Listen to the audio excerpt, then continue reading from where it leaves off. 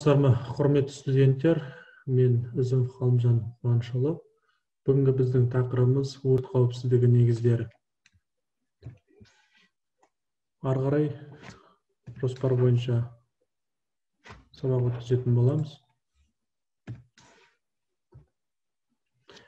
Жоспар: бірінші, жану түрлері, өндірісте болу себептері; екінші, өндірістің технологиялық өрт қауіпті дәрежелері; үшінші, өрт сөндіруші аппараттар, өрт сөндіру техникасы мен жабдықтары. Жалпы өрт дегеніміз, өрт қауіпсіздігі дегеніміз бұл еңбекті қорғаудың бір бөлігі. Мұнда өрттің пайда болуының алдын ала жою шарттарын үйретеді. Бір сөзбен айтқанда, адамдардың жалпы және мемлекеттік мүліктердің және де жеке заттардың өрттен қорғайтын мүмкіндігі болып табылады. Өрт дегеніміз бұл адам өміріне және денсаулығына материалдық шығын әкелетін, жалпы және мемлекеттік назардағы ешқандай бақыланбайтын жану болып табылады. Өрттер мынандай түрлерге бөлінеді екен: бірінші, эндогенді, ішкі; екінші, экзогенді, сыртқы. Бірінші, барлық жердің үстіндегі, сонымен бірге ғимараттың және үйлердің ішіндегі өрттер экзогенді өрттерге жатады, яғни бір бөлменің ішінде болатын өрттер. Ал эндогенді өрттер дегеніміз көбінесе жер астындағы өрттер жатады дейді. Бұл көмірдің, сланецтардың, сульфидтік кендердің жер астында жануы болып табылады.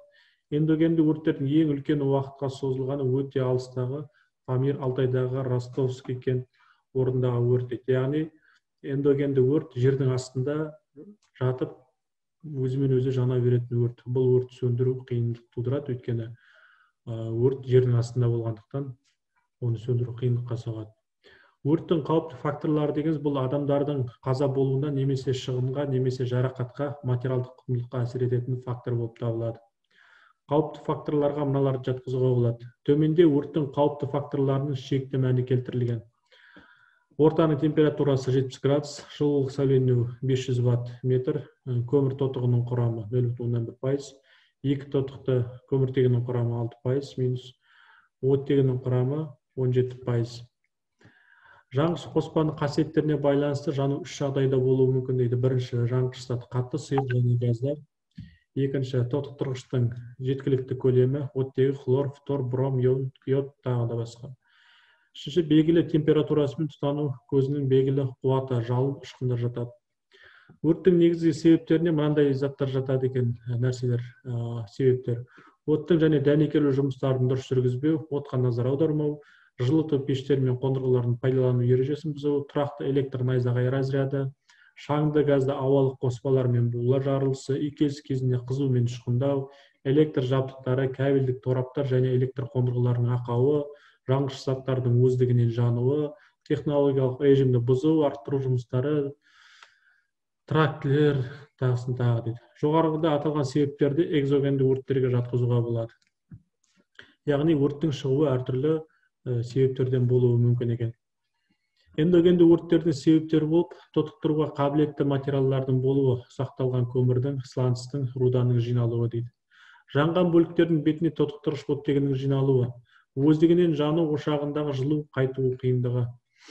Жану фазасында өртісі мен материалдардың орташа және төмен температурада тотығуы келесідей бөлінеді.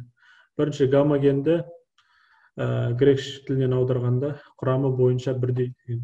Екінші, гетерогенді, грек тілінен аударғанда күрделі дегенді береді екен. Гомогенді жану кезінде алғашқы заттардың агрегат жағдайы бірдей, мысалы газдардың жануы, қатты және сұйық заттардың жануы гетерогенді болады дейді. Жану келесі түрлерге бөлуге болады жануды. Бірінші, тұтану, жалындау, өздігінен тұтану, жану, жарылыс. Тұтану жанғыш қоспалардың сығылған газсыз тұтану көзімен жағу кезіндегі жылдам жану дейді. Жану дегеніміз күрделі физикалық, химиялық процесс дейді. Яғни екі түрлі физикалық, химиялық процесс жүреді екен. Жану кезінде жанатын зат пен тотықтандырушылар қосылады, жылу және жарық шығарады. Қандай зат болмасын, жану үшін мөлшерлі жылулық және тотықтандырғыштар керек.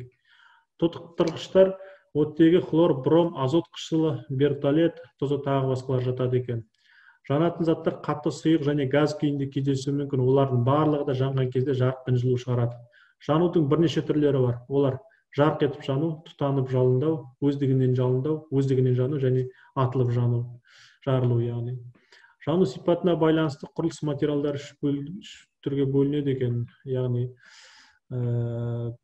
жанбайтын, қиын жанатын, жанатын. Жанбайтын заттар оның немесе температураның әсерінен тұтанбайды, мықсымайды, көмірге айналмайды дейді.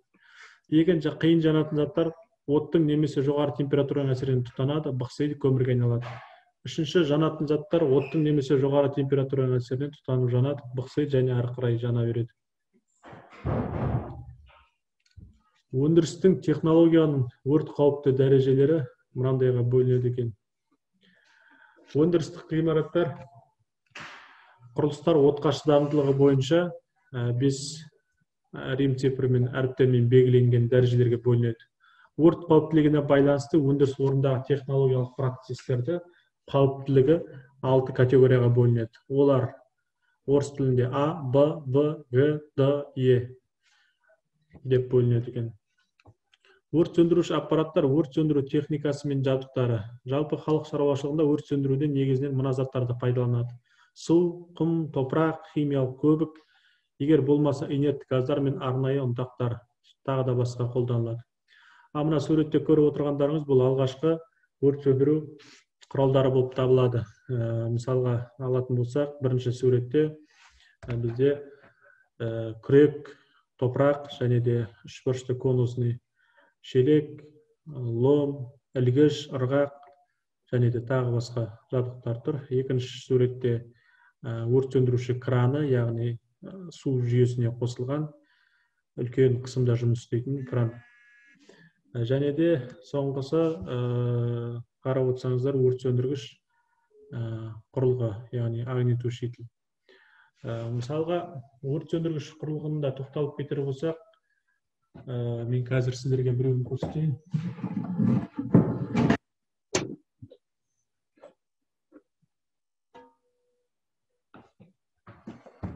Мысалға, өрт сөндіргіш құрылғы, яғни огнетушитель дейміз ғой. Бұның да түрлі маркалары болады. Мысалға бізде ОУ-1 маркалы өрт сөндіргіш құрылғы, яғни огнетушитель огнекислотный дейді. Углекислотный көмірқышқылды өрт сөндіргіш құрылғы. Бұл құрылғының сыртында қарап отырсаңыздар, категориялар жазылып тұр. А, Б, С, Е. Бұл өрт сөндіргіш құрылғы А категориялы өрт сөндіре алмайды. А категориялы өртке бізде қатты заттар жатады. Бұл қатты заттарды сөндіре алмайды. Бұл тек сұйық заттарды, газдарды және де 10.000 вольтқа дейінгі электр жабдықтары өртеніп жатқан жағдайда сөндіруге арналған болып табылады. Сонымен қатар бұндай өрт сөндіргіш құрылғылардың порошковый дейді, яғни ұнтақ порошок тәрізді түрлері болады. Бұл туралы мен алдыңғы видеоларда салған болатын каналға. Сол жерден көрсеңіздер болады. Бүгінге осы, құрметті студенттер, үй тапсырмасын модуль бағдарламасына мен салып қойдым. Сол жерден осы өткен тақырыптарға байланысты тест сұрақтарына жауап беріп баға алсаңыздар болады. Және де осы лекцияларды ішінен керек-керектерін жазып, дәптерлеріңізге маған әлеуметтік желі арқылы, почта арқылы, WhatsApp арқылы жіберсеңіздер, сол арқылы бағаланатын боласыздар.